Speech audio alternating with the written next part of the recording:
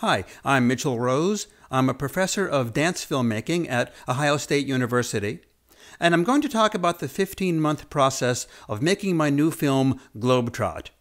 For this to make sense, you should have seen the film, so if you haven't, go watch it right now. This film came from two areas of interest for me. First is experimentation I've been doing the last few years in what we could call hyper-match cutting. Films where every adjacent edit is perfectly aligned in position and continuity. Here's an excerpt from my film Advance.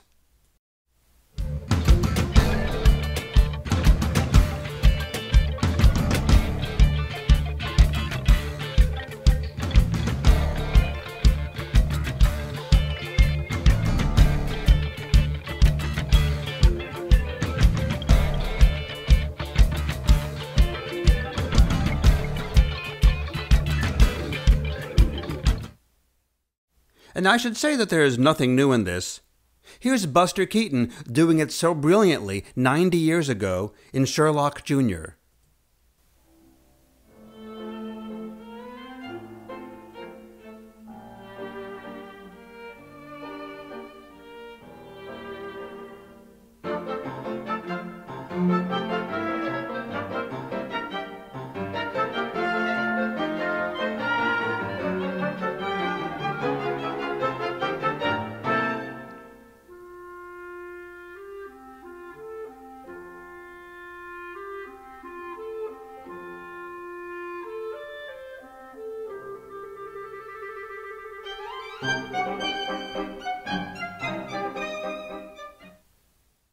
And I experimented more with this in my film Contact.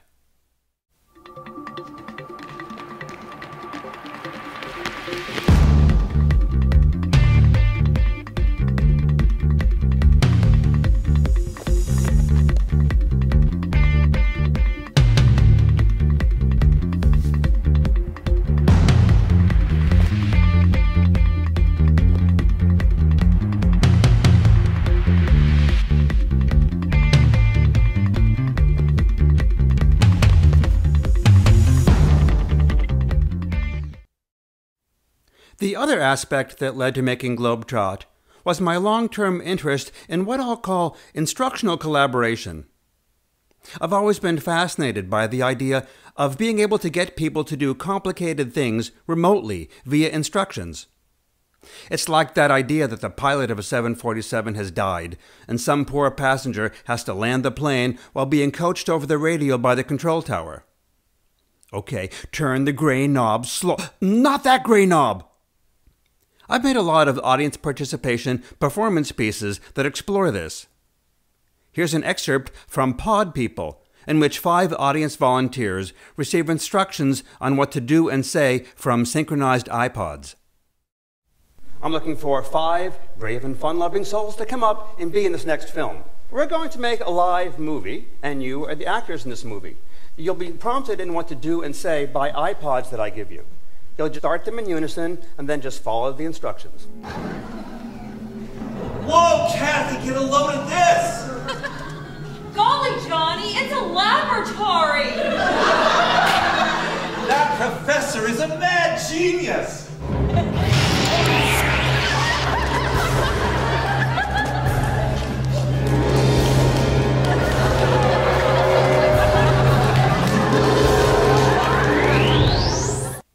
So, combining these interests, in this new piece, I wanted to make a film that would portray fractured but continuous choreography and would be shot by many remote filmmakers. That's the concept. And I wanted to use non-dancers. The premise was anyone can learn 2 seconds of even complicated choreography if you take the time to teach them and work with them. 3 seconds? That may be pushing it, but 2 seconds, probably. I like seeing non-dancers perform sophisticated choreography, a bit awkwardly, but trying their best. And my hope was that seeing people all over the world participating in a single choreographic thread, there would be a sense of unity in it, a sense of the democratization of dance. My original idea was to enroll 10 filmmakers around the world sort of a who's who in dance film, and have them each shoot 10 phrases. But knowing that each phrase might require several dozen shots until you get a good one, it seemed unreasonable to ask these 10 filmmakers to do this much work, particularly since I couldn't pay them what they'd really be worth. Even a pittance times 10 is a lot. But then I got an idea. Why not crowdsource this? Instead of getting 10 people to commit to doing 10 phrases, get a lot of volunteers to each do one. That's not asking that much. I've always depended on the kindness of strangers. Sure, just crowdsource it. That'll be simple. Uh-huh. So the first step was to choreograph the dance, and I enlisted Bebe Miller, my colleague at Ohio State University. 6, 7, 8, and 1, and 2, and 3, 4, pivot, 5, 6, 7, and 8, up. The next step was to test the editing effect to see if the concept was working visually. We grabbed people walking around the university and taught them a little movement very quickly.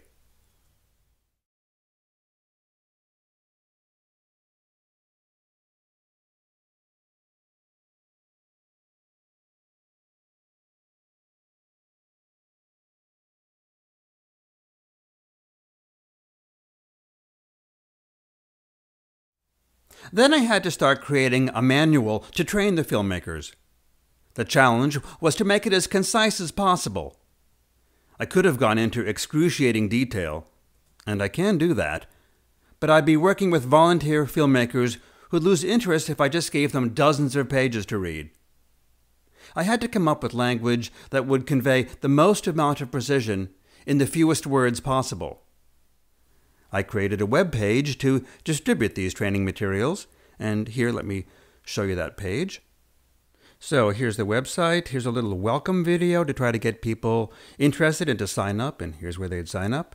And down here is the manual. So we go down here, and here's a section on technical concerns, what kind of cameras to use, etc. Here's a video on how to learn the choreography for the phrase that you'd be assigned. Here's the lengthy section on how to frame the shot, make sure the performer is in the exact right place in the frame. Here's the section on what kind of location to shoot in, some place that will capture the sense of place for the 1 second that your shot will be on the frame, on the screen. Here's the section on what kind of people to find in the street to be in the thing. Here's a section on how to have a variety of shots so that if 2 of your shots are next to each other, they'll be different enough. Here's the section on how to frame that last part where the dancer is rotating because the framing there is different. Here's a section on how to export the clips and send them back to me, etc. Much of the manual can be summed up in this excerpted video. Hello, Mitchell Rose here with a training video on how to position the dancers in the frame. All the footage that everyone is going to shoot has to line up perfectly in editing. And that means the dancer has to be positioned with 3 parameters: vertical placement, horizontal placement, and size. For vertical placement, if you divided your frame in thirds, the dancer's knees would always be at the bottom third mark, and their chest would be at center height. And remember that your camera is shooting at your hip height. For horizontal placement, the frame is divided into 9 marks, with a little space on the side. 5 is the center. On this count, she's at 6.5. Size is controlled by how far away the camera is. You'll shoot with your camera stationary, facing the center. But when edited, the overall effect is going to be as if everyone's cameras were always the exact same distance away from the dancers, so the dancers always remain the same size. And that size of the dancer is 40% the height of the frame. So let's see an example of what this process would be like. Let's say you've been assigned 4.2. That means you're going to shoot measure 4, counts 2, 3, 4, and 5. You watch the choreography video to learn those steps. You're going to circle your hips like a hula hoop twice. Now we're outside, ready to do our shoot. Since we're doing counts 2, 3, 4, and 5, we want to calculate our positioning based on the middle counts 3 and 4. So let's check the vertical positioning for those counts 3 and 4. Once she straightens her legs, you can see that, yes, her chest is at center height. That's most important. And her knees are at 1/3 height. Good. The positioning spreadsheet shows that for those counts, she should be on position 5 and 6. So we'd place her to be right here. And then we shoot those 4 counts. So here's a video of the entire dance that shows the overall size and position of the dancer. In this shoot, when the dancer moved forward or back, I repositioned the camera to always keep the exact same distance from her, replicating what it will look like when I edit all of your footage together. The manual is up on mitchellrose.com if you feel like going and reading every word. The next challenge was finding filmmakers around the world to participate. It's not easy finding people to work just for love, and it was months of searching, utilizing contacts from dance film festival curators, international arts organizations, and social media. And by filmmakers, I actually mean filmmaking teams of 2 people, one in charge of the filming aspects, and one in charge of learning and teaching the choreography. If someone was accomplished in both film and dance, it could be one person. By April of last year, I had found 54 filmmakers in 23 countries on all 7 continents, including Antarctica.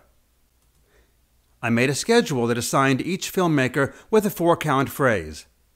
Some filmmakers volunteered to do 2 phrases. The green cells indicate movements that are easy enough for an older or less athletic person. A deadline of mid-July was set for the filmmakers to send in their footage, and the clips began to roll in. Some filmmakers sent in a few takes. A few sent in dozens, God bless them. Here are a few raw clips. And action! Hey. Bang, dun, dun, dun.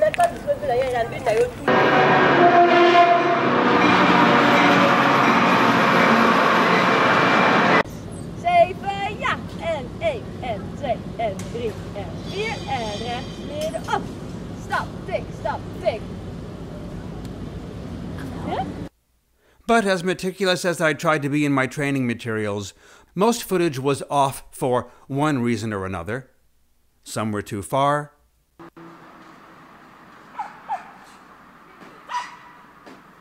Many were too close. 6 and 7 and 8 and 1 and 2 and 3 and... Some just misinterpreted the choreography.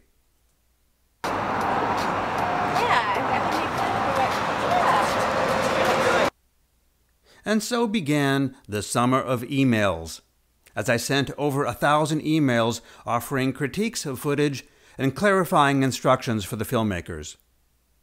Turn the gray knob slowly. But by late August, I had enough to edit with. I had 561 shots to select from for the 111 that were needed. But no matter how accurately the filmmakers shot, it would be impossible to have all the shots line up perfectly. That has to happen in editing. And here, let me give you a little demonstration of that. I edited Globetrot in Final Cut 10, which I love. And here we have a shot in which the performer is a little too far away. This is actually the ideal scenario, because when I scale her up to be the size that she should be in the frame, which would be right here, I now have a little extra room to play with, because I can move the image around until I get to the edge of the image, over here when the black comes in, and so I can adjust this slightly to get her to perfectly line up with the dancer in the next shot. So that's the ideal scenario. More often than not, though, people would be too close. And it's understandable. You've just spent 10 minutes working with a performer. You want what they do to be big in the frame, to be prominent. So here we have a fellow who's in front of the Taj Mahal, and he's too close. So when I scale him down to be the size that he should be, which is right here, this introduces black around the side of the image, and the shot becomes unusable. But because these shots are on tripods, I can go into Photoshop and create more world. So take some wall, put it over here, make a new building, take these people who are here and put them on top of the wall, take some of the tiles and distort them to create more world, and so now I have a usable shot. And I would say over half of the shots in Globetrot have that extension of the world. But we tend to follow the action. We watch the dance. Our eye doesn't scan around the perimeter. And if it did, it would see, well, what's with the stupid little door on the side of this car, or the foolish extension of this car over here, or the stacked balconies. But we don't notice that. We just follow the action. Thank God. I edited the project to a click track.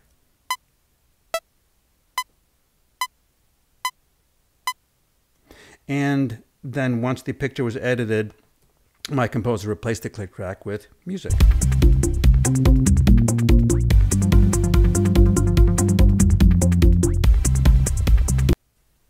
So I have 54 filmmakers around the world all sending in footage.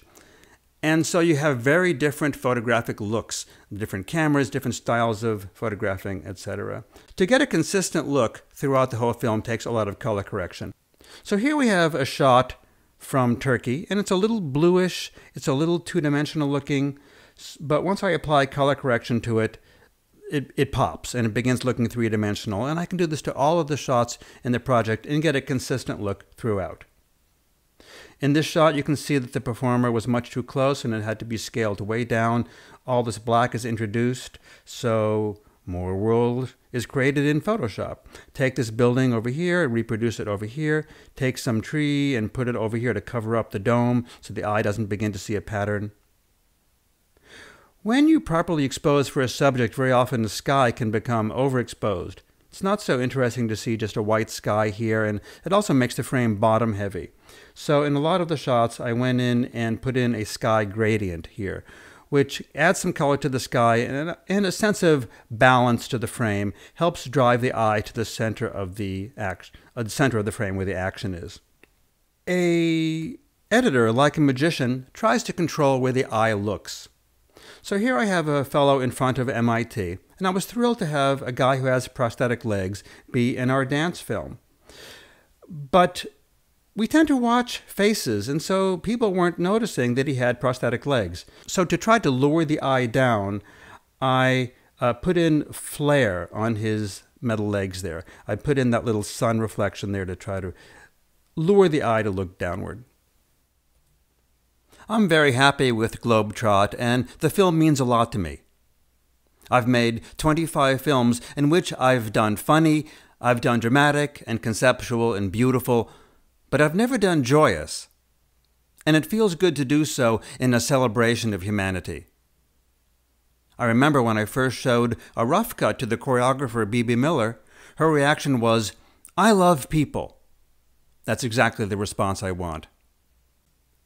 This technique of hyper-match cutting has the effect of creating equalization. When a new image takes the place of an old image with the same continuity of action, it says, these things are equal. And that's what I hope the message of Globetrot is, that people all over the world are equal.